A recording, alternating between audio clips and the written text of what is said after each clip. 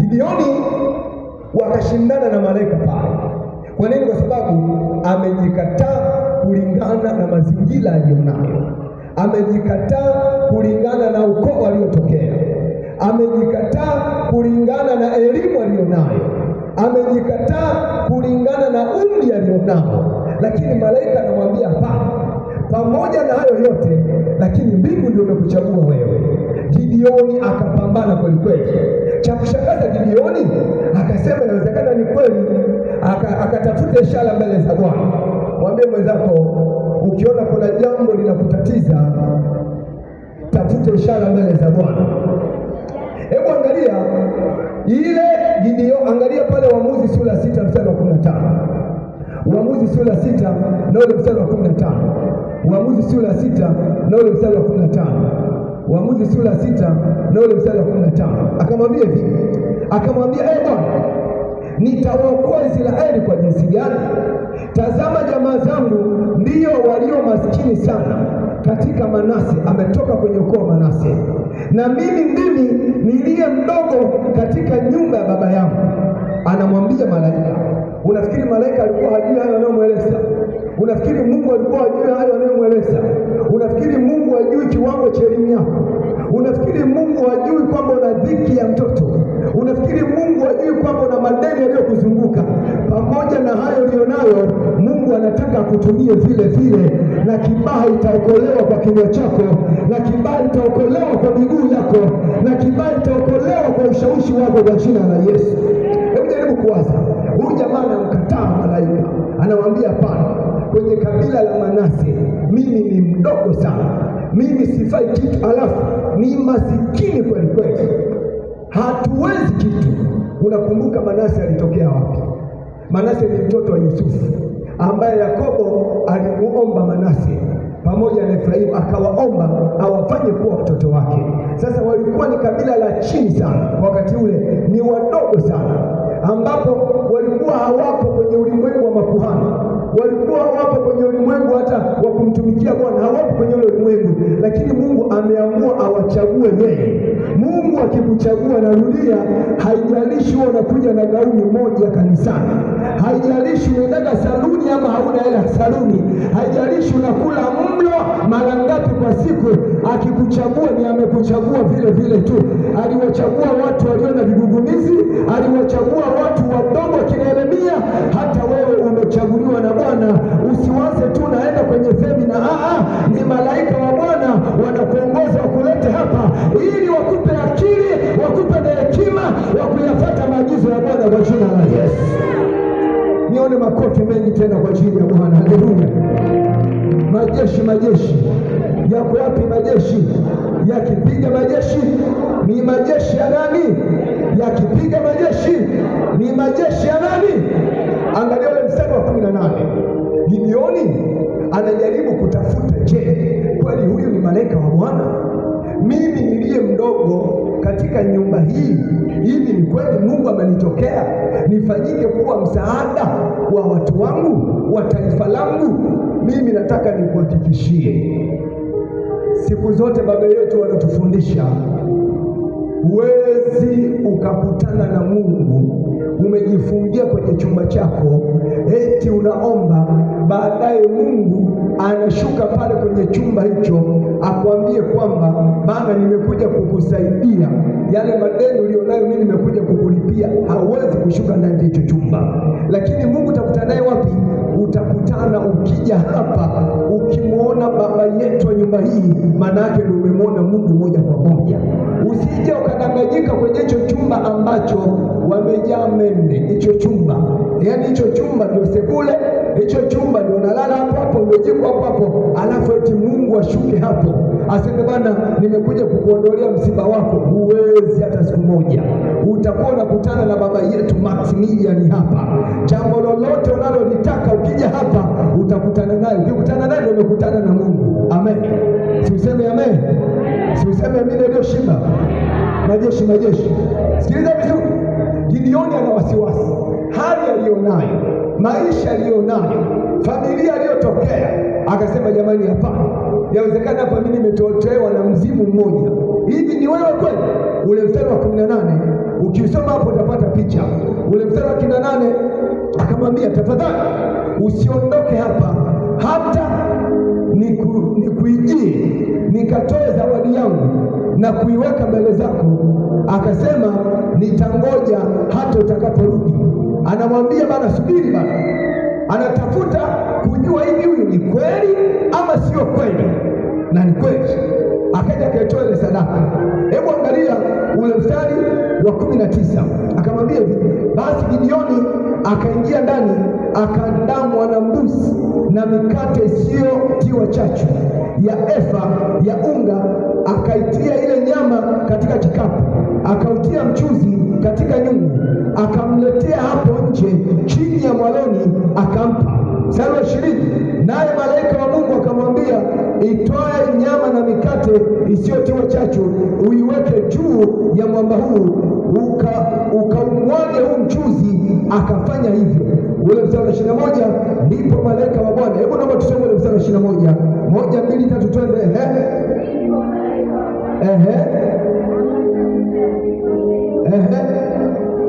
Rudia tena. 1, 2, 3, twende.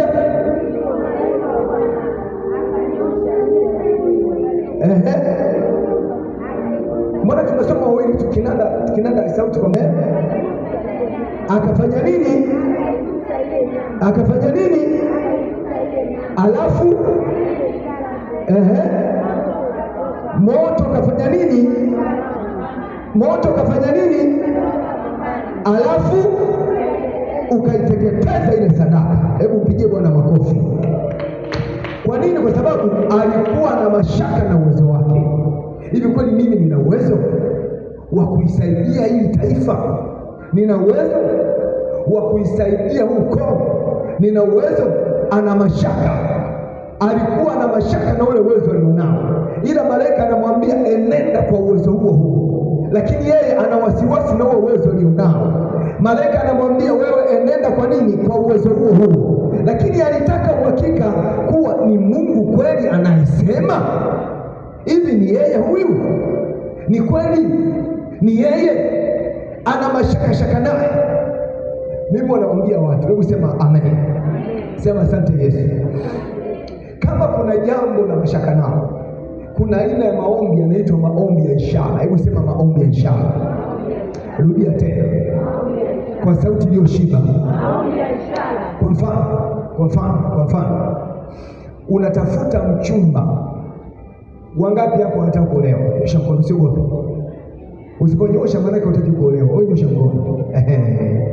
Wewe sasa si unatafuta mchumba, na tayari mchumba anakuwa labda ametokea, unakuwa na wasiwasi, una mashaka, wala hata unahitaji kufunga. Uanze kupambana, uanze kuomba. Omba maombi ya ishara. Unamwambia tu Mungu, huyu kama ndiye, ninaomba nikivaa gauni jekundu na yeye aje amevaa tai nyekundu au shati nyekundu au chochote chekundu. Si unanielewa? Alafu wewe amka, nenda kanisani. Ukimwona amekuja amevaa kijani, ujue hii sio hivyo. Si umenielewa? Hayo ni maombi ya nini hayo? Ya ishara. Majeshi. Yaani ukimwona tu mbona hakuna nyekundu hata moja, ujue yaani hata uhitaji kujisumbua. Uanze kufunga, unaanza kuomba, Baba Mungu, yaani wewe omba tu maombi ya ishara. Unasema Baba Mungu, leo napiga shedo nyekundu, kiatu chekundu, heleni nyekundu, blausi nyeupe, sketi nyeusi, alafu nina mkoba mweusi, alafu nataka huyu kama kweli yeye kabisa, mimi ninaomba asivae shati jingine lolote, avae shati jeupe. Alafu wewe wahi kanisani, njoo. Si unanielewa? Wewe wahi tu kanisani, njoo, afutulia. Mimi nakwambia Mungu hadhihakiwi. Si unanielewa hapo? Mungu Mungu majibu yake ni amina na ni kweli, kwa sababu kwanza Mungu atawaza, mwanangu hataki apotee. Mwanangu amekuwa na akili ya kumuona huyu mwanaume mpaka na kuiona talaka, mpaka na kuona ngumi, mpaka na kuona kunyanyasika. Ameona. Sasa kama ameona, wacha mimi nimsaidie.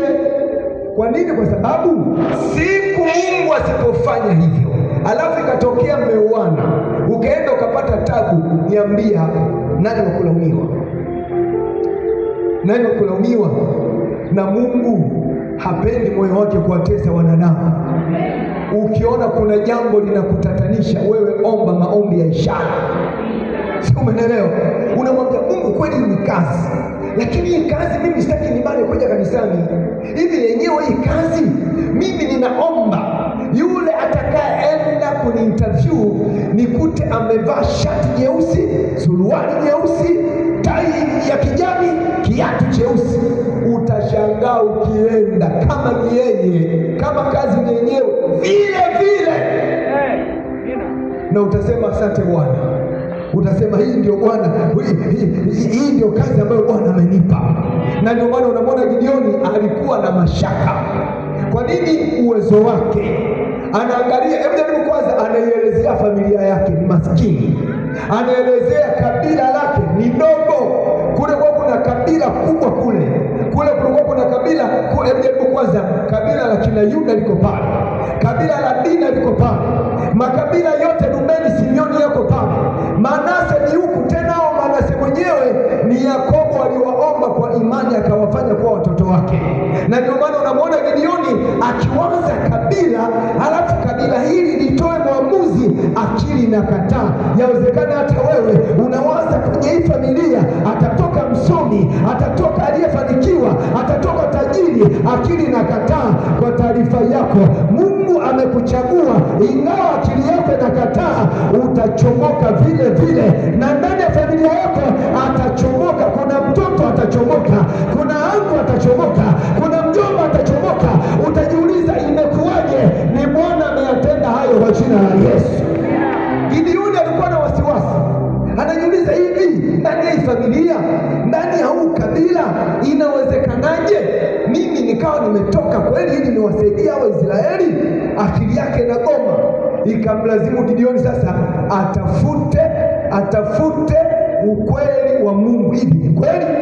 Ndio maana unamwona sasa akaamua kuiandaa hayo yote, lakini utaona hali aliyokuwa nayo ilikuwa ni ngumu sana. Gideoni ngumu sana kwa wakati ule, ngumu mno. Ndugu yangu, kuna mambo unayapitia, hata ukiletewa makande unakuwa unahisi labda ni kokoto zilizosagwasagwa. Kwa nini? Kwa sababu mambo ni magumu. Wakati ule mambo yalikuwa ni magumu kiasi kwamba Gideoni mpaka yeye mwenyewe anasema, jamani, hapana, huyu atakuwa sio Mungu, huyu haiwezekani. Ndio maana unaona anamwambia malaika, yuko wapi yule Mungu tuliohadisiwa na mababa zetu, tuliohadisia na mababu zetu?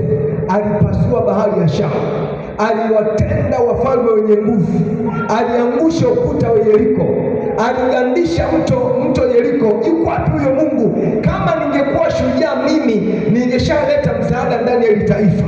Jamaa anakataa, akili nakataa, lakini bado imani yake ilikuwa bado ni ndogo, alafu ana uoga, alafu ana wasiwasi. Kuna jambo likukutatanisha wewe, vaa akili ya Gideoni. Wewe omba ishara tu, omba ishara. Mimi nikwambie kitu, ingawa ni kigumu sana hiki. Haleluya, haleluya. Mimi nikimwota mtu, nikifanya nini? Nikimwota mtu, yaani nikimwota mtu, kuna aina fulani ya maombi wanayoomba. Namwambia Baba Mungu, kama ni yeye ninafunga safari zote,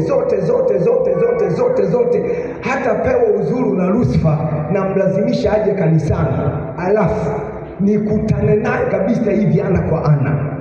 Kama ni yeye nitakutana naye kweli, nitasema kumbe ndiye, sio mara moja, sio mara mbili.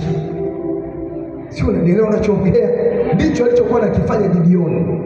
Ana wasiwasi, anasema hivi ni jambo ni kweli?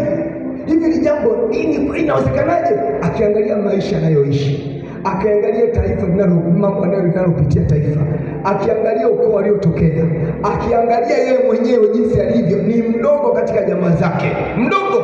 Yaani maana kuna kaka zake pale, kuna wakubwa zake pale. Sasa kwa nini Mungu asiwachagua wakubwa yeye? Kumbe Mungu ndiye kamchagua yeye, ila kwa sababu ya hali alionayo yeye anajikataa. Narudia, usijikatae ewe mwana ufufuo na uzima Kibaha. Narudia, usijikatae, jikubali vile vile ulivyo, jipende vile vile ulivyo, vile vile na uwezo wako, elimu yako, akili zako, afya yako, jipende vile vile. Unaamini au sema amen? Rudia tena, sema amina. Majeshi, majeshi, sikiliza vizuri sasa. Tayari ni malaika wa Gideoni alipofanya ishara zote zile zote, Gideoni akaamini kwamba huyu ni Mungu, huyu ni kweli, ni yeye kabisa. Gideoni akawa ameachana na yule malaika, akaenda zake kwenda kulala. Alipolala, Mungu akamtokea, malaika wa Bwana akamtokea Gideoni katika ndoto. Hebu sema katika ndoto. Sauti basi kule nyuma, sema katika ndoto.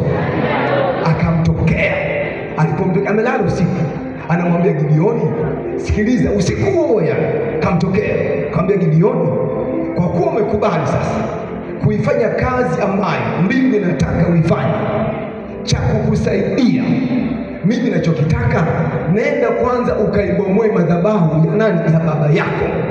Nenda ukaibomoe, alafu ukakate na ile Ashera. Ukishamfanikiwa nijengee mimi madhabahu, alafu kachukue ng'ombe wa miaka 7 wa baba yako, nitolee sadaka ya kuteketezwa. Kayafanye hayo. Ukishayafanya mimi nitakupa maelekezo. Kumbe Mungu kashaona chanzo cha tatizo la taifa hili. Mungu wa Israeli haabudiwi tena, Mungu wa Yakobo hayupo, Mungu wa Isaka hayupo.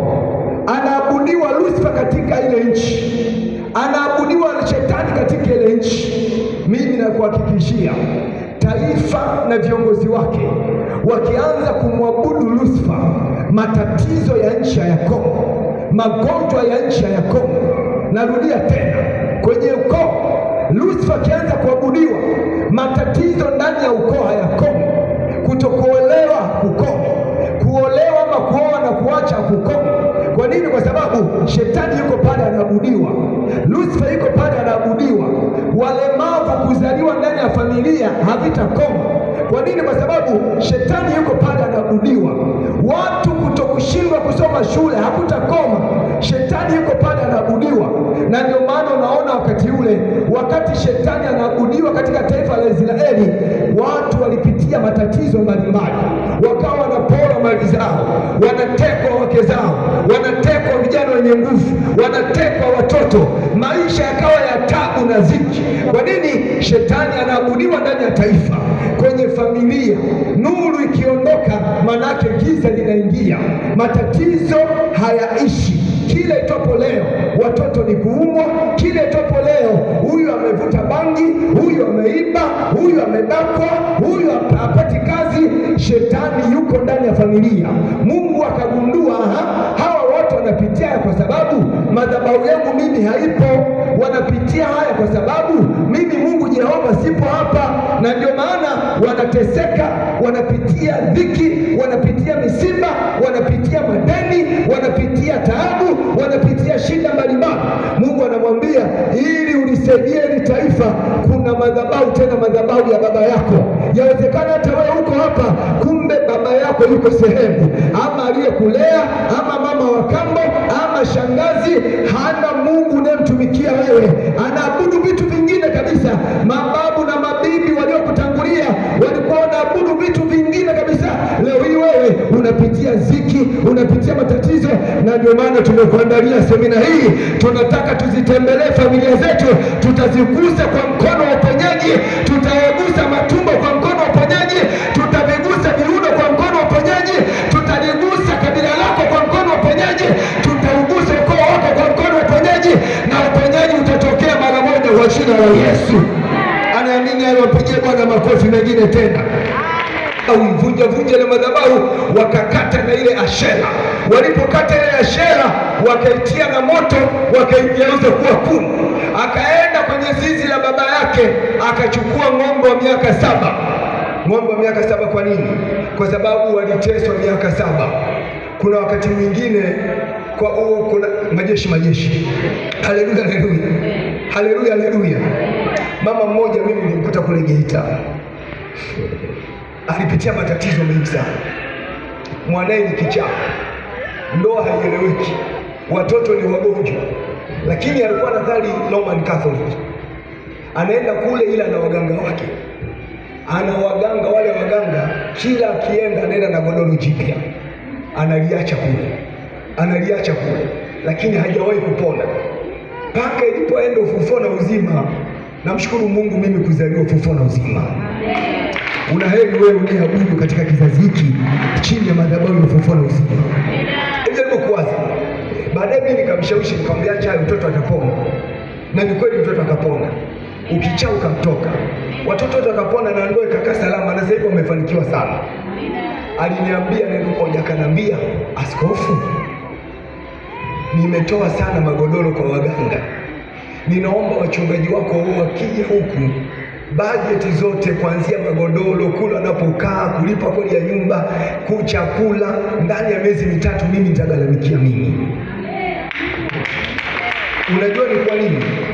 Yaani manake anaitoa ile sadaka ili kupambanisha na sadaka aliyopeleka kwa waganga. Unamuona Mungu anamwambia bwana kachukue ng'ombe wa miaka 7. Hiyo sadaka, kumbuka miaka 7 haabudiwi Mungu wa Israeli. Yaani hiyo miaka 7 hiyo ni Lucifer anaabudiwa. Si unanielewa? Lucifer anafanya nini? Anaabudiwa Lucifer. Miaka mingapi? Miaka 7. Mungu anamwambia kaitoe sadaka ile. Toa sadaka. Ile sadaka ile manake ikapambana na sadaka zote zilizotolewa tangu mwaka wa 1 mpaka mwaka wa 7 kwa Lucifer. Yaani nenda kupigana kule. Pigana kule. Ile madhabahu ivunje kwanza. Ibomoe, kata na ile ashera. Ashera ni nini? Ni miti inavyopandwa. Yaani ni kwamba anatokea mtu hakupendi. Anasema jamani, huyu mimi simpendi, nataka awe mgonjwa, anaenda kukupandia mti porini, au anapanda kaua tu hata hapo, anakwenda kamwagilizia. Kwa kadiri kale kaua kanastawi, na ndivyo tatizo linastawi. Ama mtu huyu anataka afanikiwe kibiashara, anaamua tu kupanda mti ya shera. Anasema mti huu kwa kadiri unavyostawi, na ndivyo biashara yangu mimi inastawi. Ndio ule mti uliokuwa umepandwa pale wa Midiani, wamepanda ashera. Kwa kadiri ile ashera ilivyokuwa inastawi, na ndivyo kuonewa kwa wana wa Israeli kuna stawi. Mwaka wa 1, mwaka wa 2, mwaka wa 3 mpaka wa 7 wanaonewa, hawana amani, hawana furaha. Ile miaka 7 ndipo Mungu sasa anamtokea Gideoni, anamwambia wewe, nataka uyakomeshe ya matatizo ndani ya hili taifa. Baadaye Gideoni sasa anakubali, alafu Mungu anamuongoza, anamwambia ili utatue tatizo hili, ili ung'oe tatizo hili, kuna chanzo cha tatizo. Baba yako ana madhabahu ipo, ambayo ile madhabahu yeye ndio kuhani, alafu Mungu wake ndio Lucifer. Mimi hapa siabudiwi, miaka 7 tuko hapa siabudiwi. Sioni watu kusema haleluya, sioni watu kusema uinuliwe Bwana, sioni watu kusema Bwana Yesu asifiwe. Na ndio maana mnaonewa. Kaivunje ile madhabahu, na mimi ninaamuru ulivyokaa vile malaika utembelee kwa wako upande wa baba na wa mama. Kama kuna madhabahu ibomoke hiyo kwa jina la Yesu. Madhabahu ndani ya Kibaha, madhabahu ndani ya Pwani, madhabahu kwenye ukoo wako, madhabahu kwenye familia yako, hebu sema bomoka. Hebu sema tena bomoka. Hebu sema bomoka kwa jina la Yesu. Hebu sema bomoka kwa jina la Yesu. Hebu jaribu kuwaza, Gideoni kweli akatoka usiku, akaenda akaipiga ile madhabahu, alafu akachukua na sadaka miaka 7 ng'ombe yule, akamtoa akawa sadaka kuteketezwa. Maanake ni nini? Ile sadaka inaenda inapambana na nguvu ya sadaka aliyokula Lucifer. Ninaagiza zaka zako na sadaka zako kinyume na maisha yako, sadaka hiyo ikupambanie kwenye ulimwengu wa roho kwa jina la Yesu. Ikupambanie kwenye ulimwengu wa roho kwa jina la Yesu. Naongea na wewe unayetoa zaka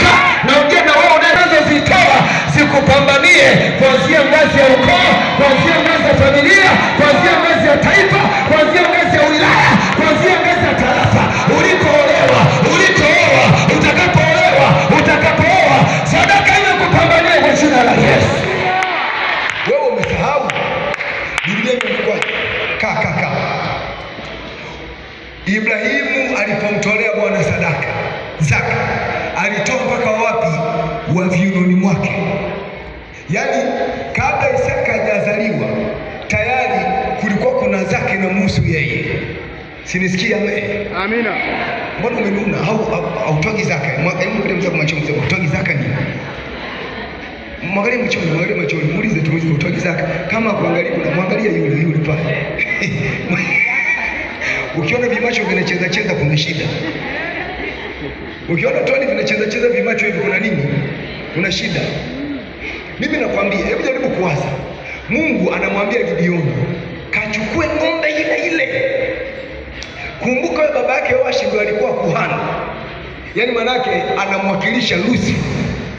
Wa Midiani walikuwa wakifanya wakisha watesa Israeli, wanapita kwenye ile madhabahu, wanapomoka pale, wanatoa sadaka pale muda wa miaka 7. Kwa nini? Mungu hayupo. Mungu akikosekana ndani ya familia, matatizo yanapatikana. Mungu akikosekana ndani ya familia, magonjwa hayakosekani. Mungu akikosekana ndani ya familia, shetani anatawala familia. Mungu akikosekana ndani ya familia, balaa zinatawala ndani ya familia. Mungu akikosekana ndani ya ukoo huwezi ukaelewana, hakuna amani. Na ndio maana unamwona huyu bwana alipotengeneza madhabahu ya Bwana akaita nini? Madhabahu ya amani, Jehova Shalom, yaani madhabahu ya amani, kwamba amani haipo. Mimi ninaamuru madhabahu ya Ufufuo na Uzima Kibaha iwe chanzo cha amani ya familia yako kwa jina la Yesu. Iwe chanzo cha baraka ya familia yako, iwe chanzo cha baraka ya ndoa yako, iwe chanzo cha biashara yako kustawi. Ninaiagiza madhabahu hii na Mungu wa madhabahu hii na baba yetu ambaye ni kuhani wa madhabahu hii awe sababu ya kufanikiwa kwako, awe sababu ya ushindi wako, awe sababu ya mema yako, awe sababu ya afya yako, awe sababu ya mema, awe sababu ya utajiri, awe sababu ya tenda, awe sababu ya vyote katika vyote aliyezifanya mbingu na nchi kwa jina la Yesu. Haleluya! Nione makofi na vigelegele kwa Bwana tena.